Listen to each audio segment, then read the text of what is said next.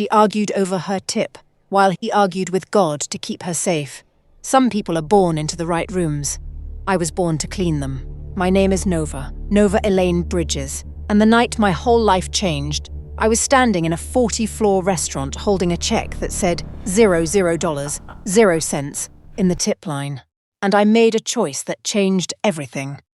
That choice put me in front of the most dangerous man in the city, and he looked at me like he'd been waiting. Let me take you back to the beginning. I had $43 in my bank account the night I argued about my tip. Not $4,300, not $43,000, $43. My mother had dialysis at 7 the next morning, 3 sessions a week, 4 hours each. The machine doing the work her kidneys couldn't do anymore. The bill came every month like a bad habit. That month it was $612, and I had $43. I needed every tip I was going to get that night.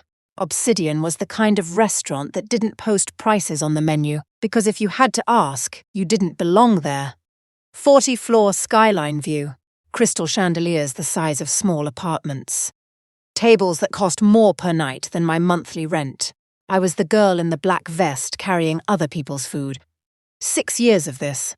Started at a diner on Fletcher Avenue when I was 19, worked my way up through 3 different restaurants, and landed at Obsidian 8 months ago because my friend Tanya said the tips would change my life. She wasn't wrong. She just forgot to mention some nights those tips would try to break you first. Table 11 that night was 4 men in suits. Private equity. I knew the type, the kind who spoke to servers the way they spoke to parking valets. Fast, flat, barely looking up. I handled them perfectly for 2 hours. Every order right, every glass refilled before they had to ask, every smile professional. $240 on the check, 0 on the tip line. I stood at the register and stared at that receipt for 10 full seconds. Then I walked back to the table. I know what you're thinking, Nova. Don't do it. I did it anyway. Excuse me, I said. I wanted to check. Was there something wrong with the service tonight? Anything I could have done better. The man closest to me, grey suit, gold watch, didn't look up, said, No, service was fine. Then I'm not sure I understand the tip line, I said. $240 is a significant check. A standard gratuity would be. He looked up then, finally, and the look on his face was the one I had memorized in 6 years of doing this job. The one that said, You are making a mistake by existing in my sightline. Standard gratuity, he said slowly, like he was repeating words in a language he found unpleasant, is optional. That's why it's called optional. You're right, I said. It is optional. And I'm optionally letting you know that the person who served you tonight drove 40 minutes to get here, hasn't sat down in 6 hours, and is going to drive 40 minutes home and do it all again tomorrow. If that doesn't change the line, it's your right. But I thought you should know it wasn't invisible labor. The table went completely quiet. My manager appeared from somewhere to my left. I could feel him in my peripheral vision like a fire alarm going off. The man in the grey suit looked at me for a long moment. Then he looked past me, and something in his expression changed, shifted, like he'd suddenly noticed something standing behind me. I turned. A man was standing at the entrance to the private dining wing. Black suit, black hair, neck tattoos curling above his collar like dark water. He was watching the exchange at table 11 with an expression that had no name I could put to it, still, measuring, the way a person watches something they've already decided is significant. He wasn't one of the 4 men at my table. He was alone, and every person between him and the door was standing slightly too straight. Grey suit cleared his throat, picked up the receipt, added a number to the tip line, and signed it without another word. Then all 4 of them stood, gathered their things, and left. Not slowly, not like men who thought they were leaving on their own terms. My manager reached me. Bridges. I know, I said. My office, after close. I know, I said again. I turned back toward the service floor. The man in the black suit was gone. I found out his name 3 days later when he sat down at table 7 and asked for me by name, Ren Kwon. I still didn't know, not really, what that name meant in this city. The 4 men at table 11 had known. Their spines had known before their brains caught up. I was starting to understand why. Table 7 was in the private wing, glass walls. City lights 40 floors below. The kind of table that had its own separate reservation system and its own separate everything. When Ren Kwon walked in 3 days later, the room changed temperature. I don't mean that as poetry. I mean it as a fact. The conversations at the nearest tables lowered by about half a volume. 2 of the floor managers found reasons to be somewhere else. The sommelier, who had worked at Obsidian for 11 years, straightened up like a soldier reporting for inspection, and Ren just walked in and sat down like he didn't notice any of it. He had 3 men with him. They didn't sit at the table. They took positions at the edges of the room. 1 near the entrance, 1 near the kitchen corridor, 1 that I couldn't immediately locate, which was somehow the most unsettling. They didn't look at each other. They didn't need to. Whatever Ren Kwon was, this was what it looked like up close. He was already looking at me when I approached the table, not the way men usually looked at me when I came to take their order. Not like I was a thing to be evaluated. More like he'd been waiting for this specific moment and was deciding how to begin it. "You're the one who argued about the tip," he said. No greeting, no preamble. "The table left nothing on a 240 check," I said. "I said what I thought was fair, and if your manager had fired you, he almost did, I still would have said it." Something moved in his expression. A tiny shift at the corner of his mouth that wasn't quite a smile but was adjacent to one. "Why?" I looked at him steadily. Because the person who served that table wasn't invisible. And I've spent too long letting people act like she was. The almost smile settled. "Nova Bridges," he said, like he was filing it somewhere important. "Yes, sir." "Ren," he said. I didn't respond to that. Professional distance. I'd learned to keep it like armor. "The 2014 Bordeaux," he said. "The full bottle.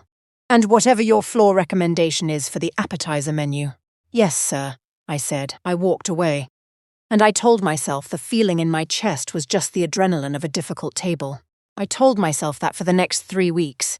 He came back the following week, and the week after that, always at table 7, always asking for me by name, always with the 3 men at the edges of the room and the whole floor adjusting itself around his presence without quite knowing why. I handled it the way I handled everything, professionally, efficiently. I gave him excellent service, and I did not let myself think about why he kept coming back. The moment everything shifted happened on his 4th visit. There was a junior server on my floor that night, a kid named Daniel, 22, 6 weeks in, nervous. The kind of nervous that makes you over-apologize and knock things over. He knocked a water glass off a tray while passing Ren's table. The glass was going to hit the floor. The crash was going to be loud and embarrassing, and Daniel was going to feel terrible about it for days. I caught the tray. 1 hand, mid-reach without breaking stride. The glass wobbled, unsteadied, no spill, no crash. Daniel stared at me with the expression of someone who had just watched something they didn't have words for. I set the tray back on his arm. "Keep your elbow higher," I said quietly. "The angle of that's 3 times, Ren's voice. Low even, coming from immediately behind me. I turned. He was watching me with that measuring look I was getting used to. 3 times, he said again. "I've been here 4 visits. 3 times you've caught something before it hit the floor." "Occupational reflex," I said. 6 years. 6 years, he repeated. Like the number meant something different to him than it did to me. I should have walked away. Table to clear, order to run, floor to manage. Instead, I said, quietly enough that only he could hear, "Why do you keep coming back?" He looked at me for a long moment. "Because everyone in this room adjusts when I walk in," he said. "Except you. You just keep doing your job." I held his gaze. "My job doesn't care who you are," I said. "I know," he said. That's why I walked away. And this time the feeling in my chest had a name, but I wasn't ready to say it out loud. The check that night had a $500 tip. I put it in my apron, went home, paid $300 toward my mother's dialysis bill, and sat in my kitchen in the dark for a while, thinking about a man who said, "That's why I like it," was the most obvious answer in the world. If you were Nova, would you have kept your professional distance or let the wall down? Drop your city below and tell me. I want to see where my people are watching from. She came back the following Friday, Sarah Kwon, without her husband, sitting at table 7, like a woman who had never needed anyone's permission for anything. She was the kind of beautiful that took work to maintain and more work to weaponize. The gold dress, the diamond earrings that moved when she turned her head, the way she looked at me when I walked over like she was deciding which category I belonged in. She'd already decided. "You're the one he tips well," she said before I'd reached the table. Not a question. "Good evening, Mrs. Kwon. Can I? How much has he given you?" I kept my face still. I wouldn't feel comfortable discussing. $840, she said. In 4 visits, I checked. She tilted her head. "That's not a tip. That's an intention."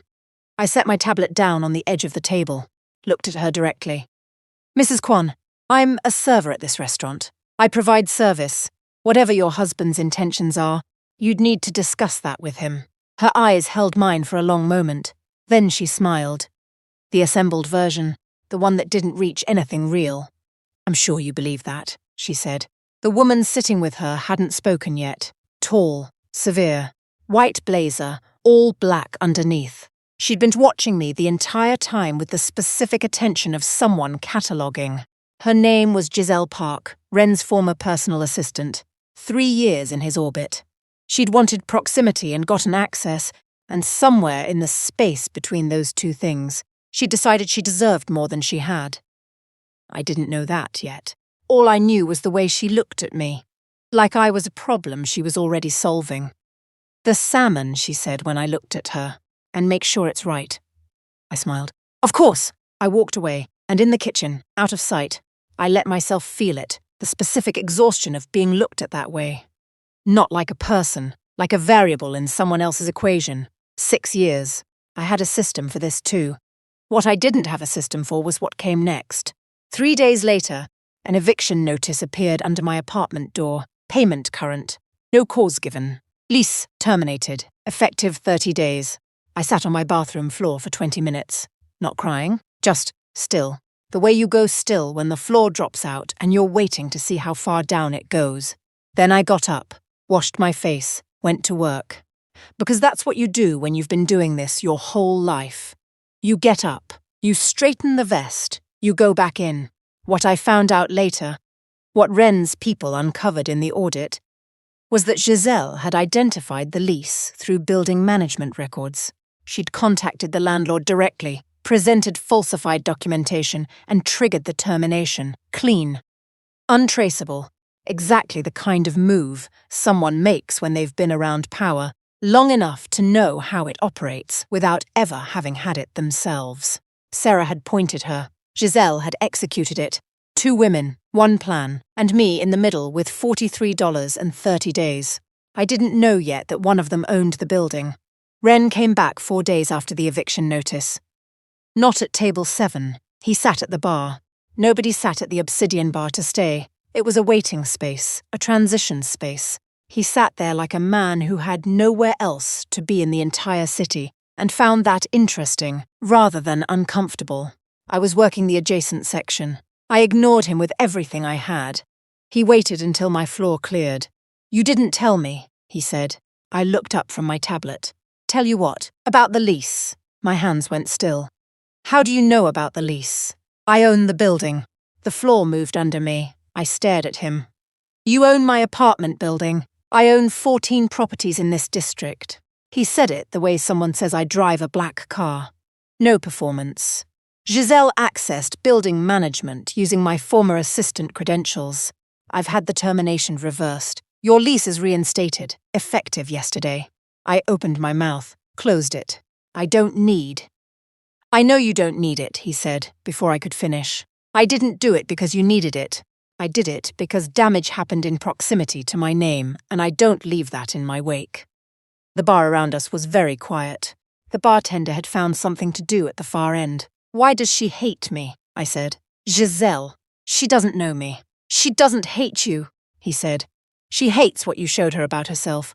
"Which is what?" He held my gaze. "That being near power for 3 years is not the same as having it, and that watching you do your job, Just your job, without flinching, without performing, without needing anything from the room.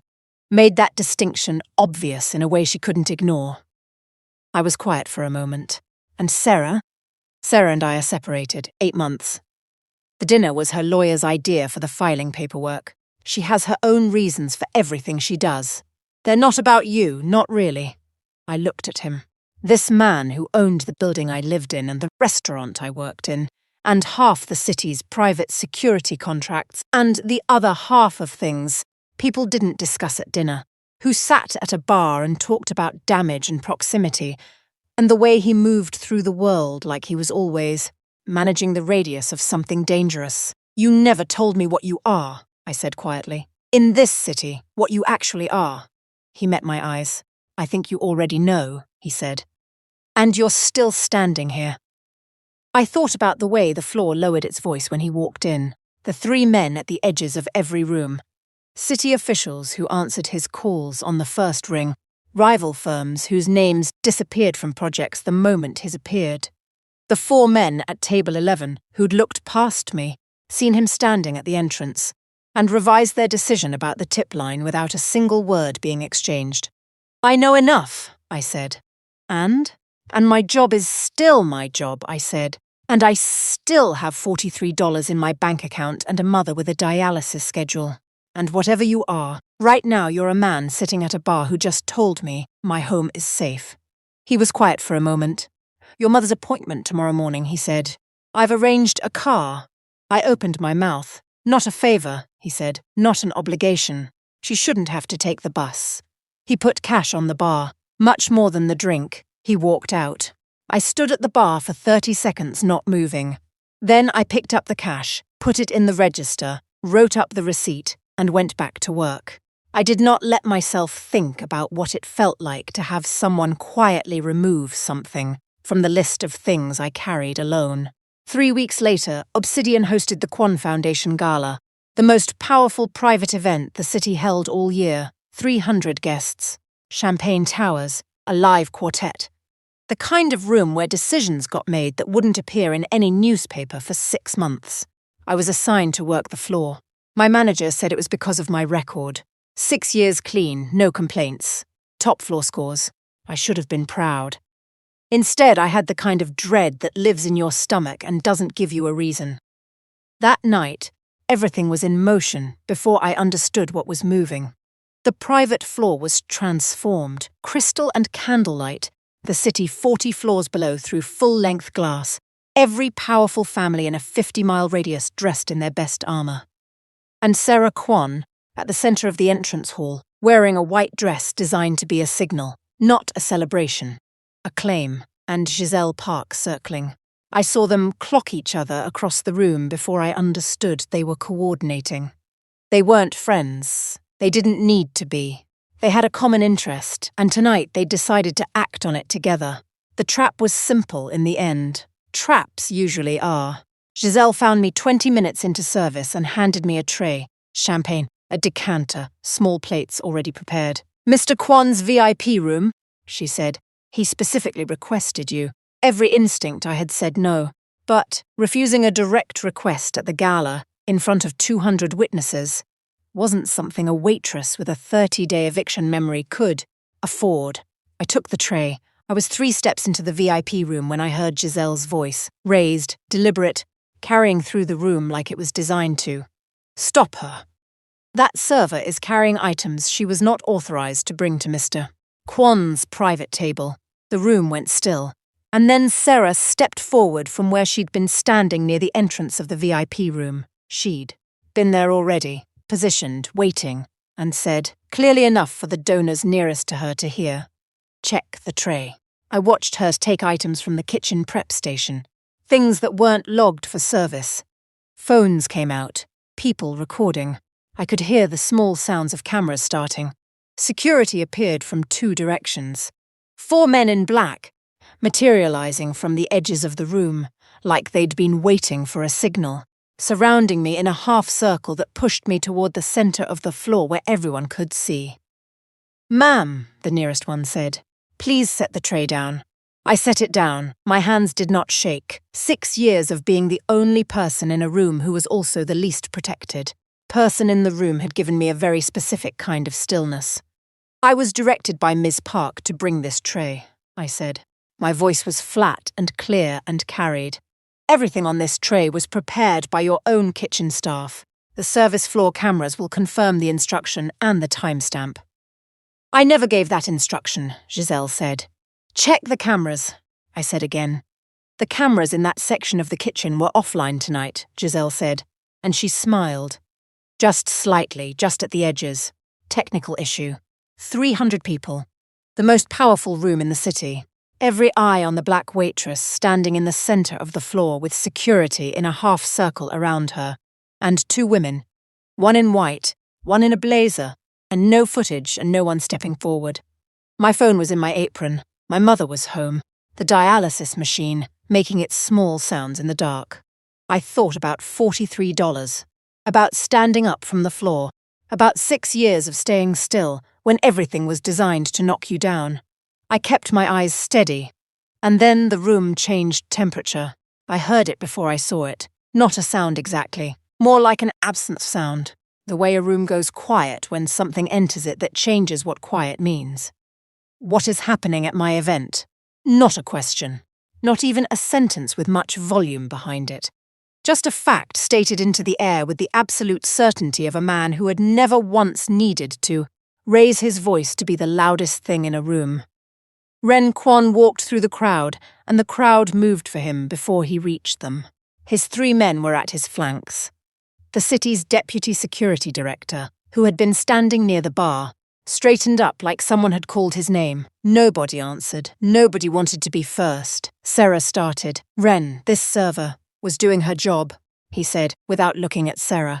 He was looking at me, then at the tray, then at the 4 security men in their half circle. They stepped back without being told. That was what it looked like when the room understood who the room belonged to. He looked at Giselle. The temperature dropped. The camera system in Section C of the kitchen, he said, still in that same even voice, has a backup feed that routes to a server she doesn't have access to. He let that land. I'd like you to think carefully about what you say next. Giselle's composed expression held for about 2 seconds, then it didn't. He turned to his head of security. Pull the feed. I want everything she's touched in the last 60 days on my desk by morning. He turned back to the room. 300 people, and every single one of them understood they had just watched something that would have consequences. Miss, Bridges has full clearance at every Kwon property, he said. Clear, carried. 300 people recording it now, with different understanding than they'd had 30 seconds ago. If anyone contradicts that, they answer to me. He looked at me. Are you all right? 300 people, all that power, all that history. The 4 men who had stepped back. Giselle very still.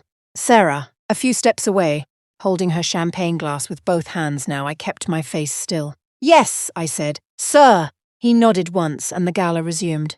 But the 2 women in that room, one in white, one in a blazer, understood that something had ended tonight. Not loudly. Not with a speech. Just a camera feed and a man who said they answered to me in front of 300 witnesses. Sarah's lawyer received the final separation paperwork within the week. Giselle's name was reported to the city's Financial Crimes Board within 48 hours. Asset freeze, industry blacklist. Legal proceedings that would take 2 years and cost her everything she'd spent 3 years collecting. She'd gambled on a camera being offline. She'd forgotten about the backup. Comment the word standing if you've ever kept it completely together in public and fell apart the moment you were alone. Tell me I'm not the only one. 2 days after the gala, Ren called my phone. I almost didn't pick up. I'd like to speak with you, he said. Not at the restaurant. Mr. Kwon? Ren, I breathed. Ren, I don't think that's a good idea. Because you don't trust me. Because I don't know you, the real version. Not the restaurant version. A pause, short but real. There's a park on Meridian and 7th, he said. East Fountain, 1 hour. He was already there when I arrived. No visible security this time. Though I knew they were somewhere nearby, in the way I'd come to understand that Ren Kwon was never actually alone anywhere in this city. Just him, on a bench in a dark coat, watching the water. I sat down on the opposite end of the bench. The fountain made its small sounds in the early morning quiet. My mother was a server, he said. Didn't look at me when he said it. 11 years. A restaurant like Obsidian. She worked herself sick to put me through school. I used to watch people treat her the way Sarah treated you. And I used to think. He stopped. Started again. She died before I had enough to make it stop. I looked at the water. I'm sorry, I said. When I watched you that first night, argue about your tip with a table full of men who thought you were invisible, it was the first time in 15 years I'd seen someone do what I wished I could have done for her. He paused. I didn't intend for my attention to put a target on you. I'm sorry for that. I was quiet for a moment. It wasn't your fault, I said. Giselle made her own choices. They made them in proximity to me. That's mine to carry. I looked at him sideways. That's an unusual thing for a man like you to say. What kind of man do you think I am? I thought about the room lowering its voice. The security team stepping back without being told. The city official who'd been standing near the bar and straightened up like someone had called his name. The 4 men at table 11, who'd revised their decision about the tip line the moment they'd seen him standing at the entrance. Someone the city is afraid of, I said. Yes, but not me. He looked at me then. Direct, unguarded, the way he'd looked at me that very first night before he'd put the measuring expression back in place. No, he said. Not you. Why not? Because fear needs something to lose, he said. You walked into the gala surrounded by security, in front of 300 people, with no evidence on your side and no one stepping forward, and your hands didn't shake. That's not fearlessness. That's something deeper than fearlessness. It's, you know exactly who you are, and no room can take that from you. He paused. I've spent my whole adult life making people afraid of what I can take away. And you're the first person I've ever met where I was just trying to figure out if I was allowed to be near something that's steady. I sat with that. The fountain, the early morning quiet. She's a woman who is very tired, I said finally, of holding everything up by herself. Then put it down, he said. For 1 hour I'll watch the water, I'm not going anywhere. So I did. Fletcher Avenue, the diner at 19, the dialysis bill. Every room where I'd had to pretend the wait wasn't real. He listened, the way someone does when they have nowhere else to be and nothing there, waiting to say. When the sun was fully up, I asked, what happens now? That's up to you, he said. I'm not asking you to need me. I'm asking if you'll let me know you. Comment the word safe if you've ever been around someone and realized for the first time in a long time that you didn't have to hold everything together. I want to know. 6 months later, I was standing in a room that I owned. Not in the way Ren owned rooms. Not 12 city blocks, and a foundation and a backup camera feed that could end a career. In the way that matters to the person who built it. The way where you walk in and recognize your own work in every corner and you know exactly what it cost. It was called Meridian, corner of 7th Avenue and Fletcher. Fletcher, the street I'd started on. The diner at 19. The beginning of the 6 years. I'd picked the location on purpose. Some things deserve a full circle. A restaurant, yes, but the kind with good light and real food and servers who were paid a salary, an actual salary, not tips if you're lucky. The kind where nobody would ever stand in the middle of the floor with security in a half circle and no one stepping forward. I had a policy. 1 page. It said, every person who works here and every person who eats here is visible. Non-negotiable. 6 years of invisibility went into that 1 page. Ren had helped. Seed money, the location, connections that moved certain city processes faster than they would have moved without his name. I won't pretend otherwise. But the menu was mine. The training was mine. The policy was mine. My mother sat at the corner table, reserved always, her name on a small brass plaque on the wall, and watched the room the way she used to watch me get on the school bus, like she was trying to hold all of it still. You didn't need to put my name on the wall, she said. Yes, I did. Nova. Mama. I sat down across from her, took her hand. The dialysis schedule was different now. Same frequency, same hours, but the bill was a different number. And it was covered, and I didn't think about it at 2 in the morning anymore. You did 11 years of what I did for 6. Your name belongs somewhere permanent. This is the one I can give you. She looked at the room for a long moment, then she touched my hand and nodded toward the entrance. I turned. A man had just walked in. Grey suit, gold watch. Private equity type. The kind who spoke to servers the way they spoke to parking valets. I recognized him before he recognized me. Table 11. $240. 0 on the tip line. The man who'd looked at me and said optional like it settled something. He was looking around for the host, looking past the servers, past the room, the way people like him always looked through the people doing the work. Then his eyes found the plaque on the wall by the reservation stand, the one that said, Meridian, founded by Nova Bridges. He looked at the plaque, then he looked up, and he found me looking back at him. The whole room went on around us. Conversations, the clink of glasses, the smooth movement of a floor that ran exactly the way I'd built it. It all kept going. He was the one who looked away first. My host walked him to his table. He sat down. He did not look in my direction again. My mother was watching me when I turned back. She hadn't missed a second of it. You didn't say anything, she said. I didn't need to, I said. She smiled. The full version. The one she used to save for things she wanted to remember. Then she looked past me again toward the entrance. I turned. Ren was there. He always looked slightly too large for civilian spaces, like the city's architecture hadn't adjusted to the fact that he was trying, these days, to move through it more quietly. He caught my eye, held up a hand, small gesture, not a wave. I see you. I turned back. My mother was smiling. He argued with 4 city officials to get your liquor license in 30 days instead of 90, she said. I know. He sent a car for my dialysis for 4 months before you knew about it. I went very still. What? She patted my hand. He told the car service it was a private account. He didn't want you to feel like it was a transaction. She paused. Baby, that's not a man who wants something from you. That's a man who is trying to figure out if he's allowed to care about something without it getting hurt.